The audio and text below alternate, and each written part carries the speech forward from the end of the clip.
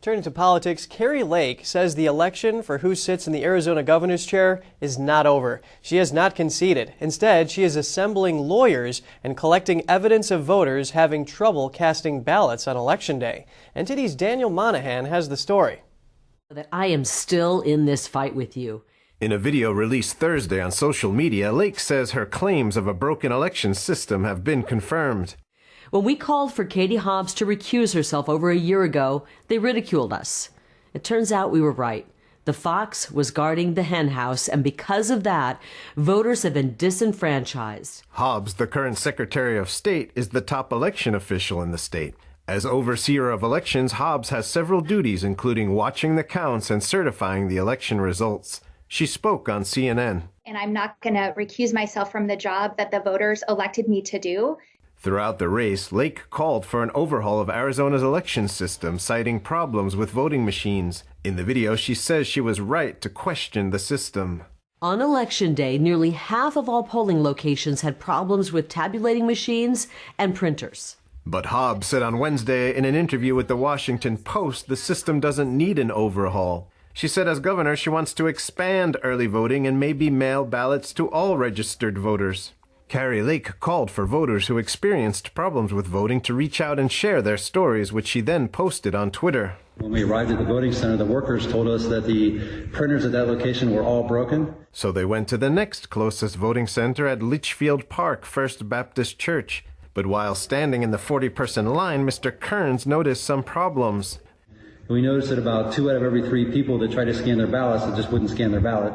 The location had only 2 scanners. Neither worked on Mr. Kearns' ballot. He was asked to put his ballot into door 3, but he refused.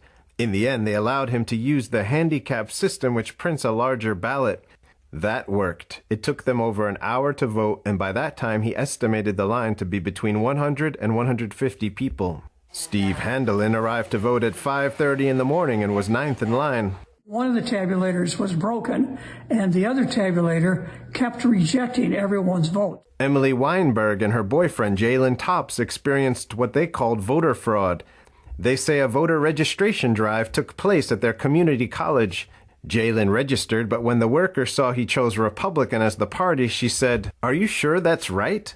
When he went to vote, he says he was only given a federal voting form, and that they accused him of being an illegal immigrant. He provided his photo ID, driver's license, and a social security card to prove he was an American citizen. According to Emily, the worker responded, "Oh, I'm sorry, we don't accept that as a form of proof."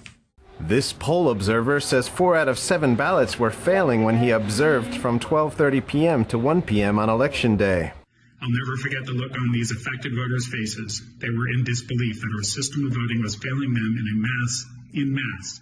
Arizona election officials say that machines at the Maricopa County Tabulation and Election Center were able to process the ballots that couldn't be read at voting centers. Recent results show Democrat Katie Hobbs' lead has dropped from 0.8 to 0.6%. Under Arizona law, a recount triggers when the margin is less than or equal to 0.5%. Daniel Monahan, NTD News. The House Oversight and Reform Committee advanced a bill concerning mail-in ballots yesterday. It would enable mail-in ballots to be tracked. Specifically, it requires any ballot mailed in a federal election to have a unique Postal Service barcode on the envelope. That will allow individuals to track their own ballot. Representative Carolyn Maloney introduced the bill. She says it's a common sense requirement.